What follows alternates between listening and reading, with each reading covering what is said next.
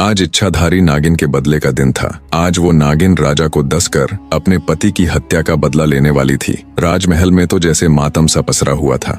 मारे भय के राजा महल के कमरे में दुबका हुआ था। उसने अपने कक्ष से लेकर महल के मुख्य द्वार तक सिपाहियों को तैनात कर दिया। महल के चारों तरफ सिपाहियों का कड़ा पहरा था। तभी भिक्षा के लिए एक सिद्ध महात्मा जी राजमहल पधारे।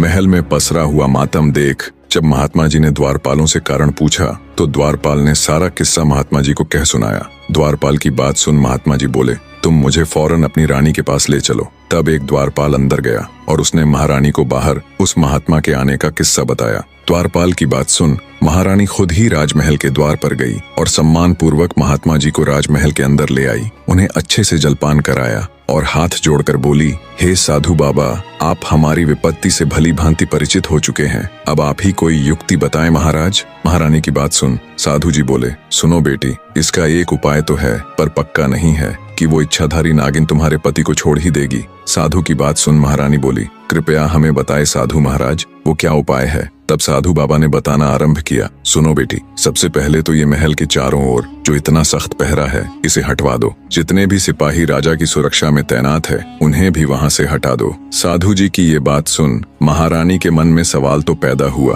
पर उसने महात्मा जी को उनकी बात के मध्य टोकना उचित नहीं समझा। आगे साधु बाबा बोले, बेटी वो कोई साधारण नागिन नहीं है बल्कि एक इच्छाधारी नागिन है जो किसी का भी रूप ले सकती है, किसी भी द्वारपाल या सिपाही का। जब वो महल के बाहर इतना कड़ा पहरा देखेगी तो अवश्य ही राजा महाराज को क्षति पहुंचाने की कोशिश करेगी। आगे साधु महाराज बोले, बेटी आज नाग पंचमी का दिन है। तुम सूर्यास्त से लेकर मध्य रात्रि तक बिल्कुल अपने पति के कक्ष के सामने बैठकर नाग देवता की पूजा करना। अब जल्दी से सिपाहियों को जंगल भेज, वहां से सांप के छोटे छोटे बच्चों को मंगवा लो और राजा के कक्ष से लेकर महल के मुख्य द्वार तक थोड़ी थोड़ी दूरी पर छोटे बच्चों को बैठा देना जो जंगल से लाए गए सांप के छोटे बच्चों को दूध पिलाएंगे। और अंतिम और सबसे जरूरी कार्य, महल के मुख्य द्वार से राजा के कक्ष तक सुगंधित फूल बिछवा दो। इतनी युक्ति बता। साधु बाबा बोले, बेटी बस एक यही रास्ता है जिससे उस इच्छाधारी नागिन का हृदय पिघल सकता है।